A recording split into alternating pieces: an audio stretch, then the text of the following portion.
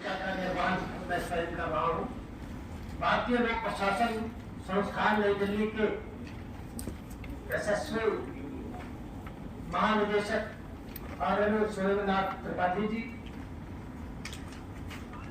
इस संस्थान के रजिस्ट्रार श्रीमान अमिताभ रंजन जी और न्यू पैराडाइम्स ऑफ गवर्नेंस की थीम के बारे में इतने विस्तृत ढंग से प्रस्तुत किया आज की कीनोट स्पीकर डॉक्टर ममता पठानिया जी और हमारे IITA के रीजनल ब्रांच लोकल ब्रांच के प्रेसिडेंट और सेक्रेटरी महोदय।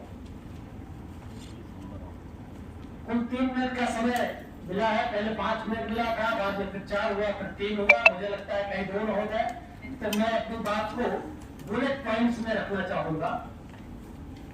इस प्रीलूड सेमिनार के पूर्व जो एक्टिविटीज और हम लोगों ने की थी, एक नेशनल सेमिनार किया था हम लोगों ने G20 initiative towards inclusive and sustainable growth पर, जो 2 दिन का था, जिसमें उत्तर प्रदेश की ब्रांड एम्बेसडर जो हायर एजुकेशन की स्क्वाडर लीडर तुलिका रानी जी आई थी और उसमें GST एंड कस्टम के प्रिंसिपल कमिश्नर और कानपुर के जो है प्रधान आयुक्त और हमारे आर रमानी साहब जो उत्तर प्रदेश के रीजनल लखनऊ रीजनल ब्रांच के चेयरमैन हैं और उत्तर प्रदेश के पूर्व मुख्य सचिव जो आज बैठे हुए हैं, आप भी आए थे, तो उसमें चर्चा हुई थी। उसमें जो सस्टेनेबल डेवलपमेंट गोल्स के जो 17 पॉइंट्स हैं उन पर विस्तृत रूप से चर्चा हुई। उसके बाद एक इन्वायरमेंट पे हम लोगों ने कार्यक्रम रखा था, वो कार्यशाला रखी थी, जिसमें वृक्षारोपण, जल संरक्षण और पॉलिथीन, सिंगल यूज पॉलिथीन के प्रबंधन पर भी चर्चा की गई थी। तो चर्चा में विशेष रूप से इस बात पर बल दिया गया था कि हम समस्याओं के बारे में तो बात करते हैं पर्यावरण की, जल की समस्या है, कचरा प्रबंधन की समस्या है, सिंगल यूज पॉलिथीन की समस्या है, लेकिन समाधान के बारे में नहीं करते। मेरा विशेष रूप से जो फोकस रहता है वो समस्याओं पर न बता करके समाधान पर, क्योंकि हम समस्या में विकल्प देना चाहते हैं। तो आप लोगों के सामने भी देखिए, सिंगल यूज वाली बोतल भी आई है, जो पानी की बोतल है, प्लास्टिक की बोतल है, सिंगल यूज, इसे एक बार करने के बाद फेंक दिया जाएगा और ये इधर उधर जाएगा। इसी तरीके से पॉलिथीन आ जाता है आपके घर में और ये भी उधर उधर जाएगा। तो मेरा केवल आज का एक अपील है केवल कि हम सभी लोग अपने घर में इको ब्रिक बनाए। इको ब्रिक क्या है?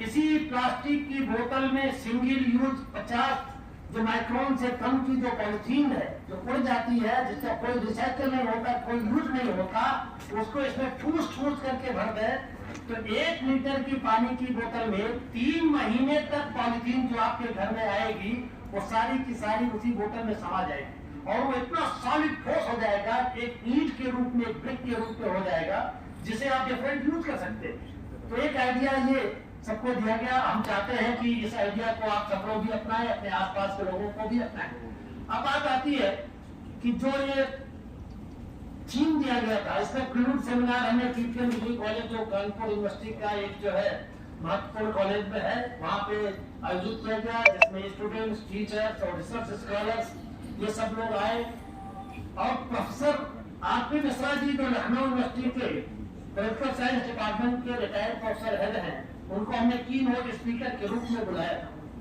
तो उन्होंने जो बातें कही कि जो पैराडाइम शिफ्ट हो रहा है from very ancient time to the modern time, तो उन्होंने कहा कि आज के राज्य की जो नीतियां हैं जो बनाई जा रही हैं, उनमें बाजार का प्रभाव है, मार्केट फोर्सेस जो है वो प्रभावशाली है नीतियों के बनाने में या नीतियां जो बन रही हैं। हम ट्रांसपेरेंट गवर्नमेंट की बात करते हैं, डिजिटल गवर्नमेंट की बात करते हैं, सारी बात करते हैं।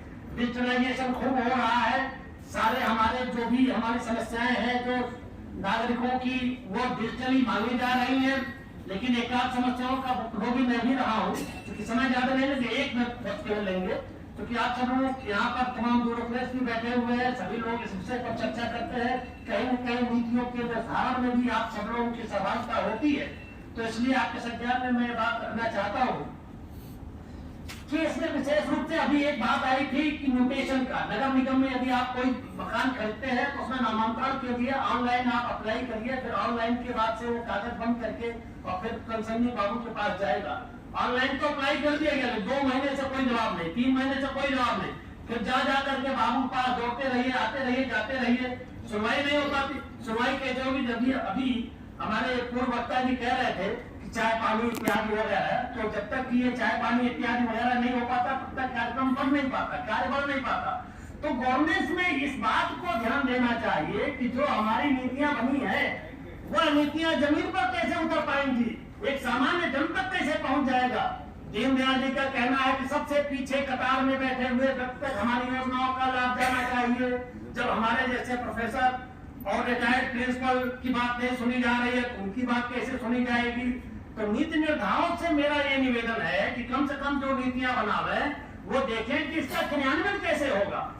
और जब तक क्रियान्वयन नहीं होगा, हम यहाँ पर सेमिनार संगोष्ठी करते रहेंगे, बातें करते रहेंगे, उसका लाभ जनता तक नहीं पहुंच पाएगा। आप लोगों ने मुझे सुना, धन्यवाद। जय हिंद, जय भारत।